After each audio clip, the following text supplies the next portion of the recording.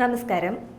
വേടന്റെയും അഖിൽമാരാരുടെയും കൊമ്പുകോർക്കൽ social media ഏറ്റെടുത്തതോടെ കളിയങ്ങ് കാര്യമായിരിക്കുകയാണ്. വേടനെതിരെ രംഗത്തെത്തിയ അഖിലിനെ സോഷ്യൽ മീഡിയ എടുത്തലക്കിയിരുന്നു. ഇപ്പോഴിതാ ഇതിന് തക്ക മറുപടി അഖിൽമാരാർ തന്നെ നൽകുകയാണ്. വേടന്റെ ഉയർച്ച തടയുകയല്ല തന്റെ ലക്ഷ്യമെന്നാണ് അഖിൽമാരാർ പറയുന്നത്.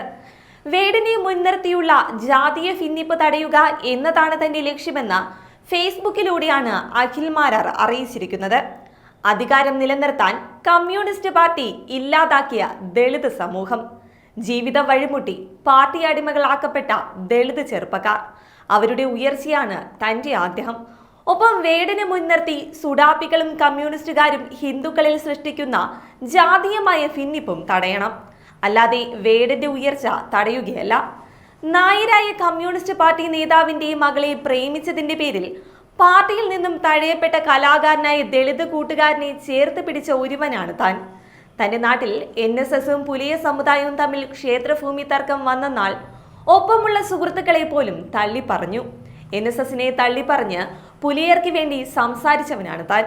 പോസ്റ്റിനൊപ്പം പങ്കുവച്ചിരിക്കുന്ന ഫോട്ടോ 25 വർഷം മുൻപ് താമസിച്ച ഒരു കോളനിയാണ്. ആ നീല പെയിന്റ് അടിച്ച വീട്ടിലാണ് താൻ താമസിച്ചിരുന്നത്. ഈ ചിത്രം മാസങ്ങൾക്ക് മുൻപ് എടുത്തതാണെന്നും അഖിൽമാരാർ പറയുന്നു. നിങ്ങൾ ഈ കാണുന്ന ഈ വീടുകളിൽ താമസിച്ചിരുന്നത് എൻ്റെ സഹോദരങ്ങളാണ്. അവരുടെ വീട്ടിൽ നിന്നും കഞ്ഞിയും ചോറും കഴിച്ച് വളർന്നവൻ കൂടിയാണ് താൻ. മുത്തയെന്ന് അവർ എന്നെ വിളിച്ചിരുന്നത് അവരുടെ മകനായി കൂടി കണ്ടാണ്. അതിനാൽ ബിഗ് ബോസ് ജയിച്ചു കഴിഞ്ഞപ്പോൾ പോലും താൻ അവിടെ പോയിരുന്നുവെന്നും അഖിൽ പറയുന്നു. ഇതുപോലെ നിലവിലെ കോട്ടത്തലയിൽ പോലും ഒരു മാറ്റവുമില്ലാതെ തുടരുന്ന ദളിത് കുടുംബാംഗങ്ങളുണ്ട്.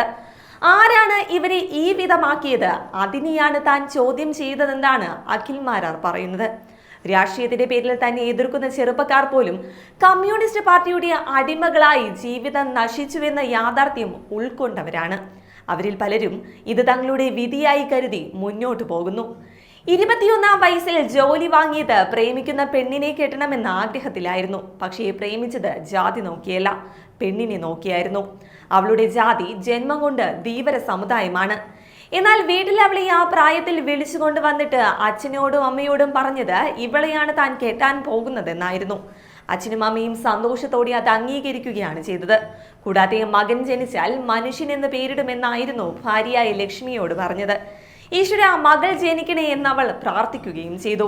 ഒരമ്മ മകനെ എങ്ങനെ മനുഷ്യ എന്ന് വിളിക്കുമെന്ന് പറഞ്ഞ് നിരാശപ്പെട്ട ലക്ഷ്മിയെയും എനിക്കറിയാം. മകൾക്ക് പേരിട്ടത് പ്രകൃതി എന്നായതും തന്റെ കാഴ്ചപ്പാടിന്റെ ഫലമാണെന്നും അഖിൽമാരാർ പറയുന്നു.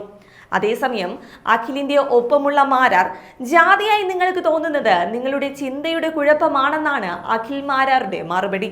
തനിക്കത് തന്റെ ഐഡന്റിറ്റിയുടെ ഭാഗം മാത്രമാണ്.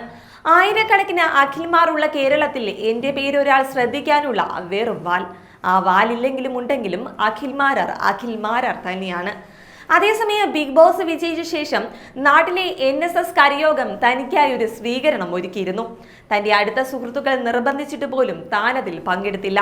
എന്നാൽ അവരോട് ഞാൻ പറഞ്ഞത്, എനിക്ക് വോട്ട് ചെയ്തതെല്ലാം പല ജാതിയിലും പെട്ടവരാണ്.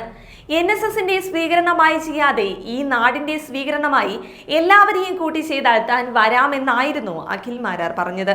പിന്നീട് NSS താലൂക്ക് യൂണിയനിൽ നിന്നും വിളിച്ചു, പക്ഷേ പോയില്ല. കാരണം തനിക്കൊരു ജാതിയുടെയും പ്രിവിലേജ് വേണ്ട.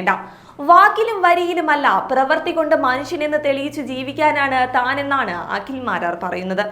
അന്നും ഇന്നും എതിർക്കുന്നതും അനുകൂലിക്കുന്നതും പ്രവർത്തിയെ മാത്രം, അല്ലാതെ ആണെന്നോ പെണ്ണെന്നോ ഏത് ജാതിയെന്നോ മതമെന്നോ നോക്കിയല്ല.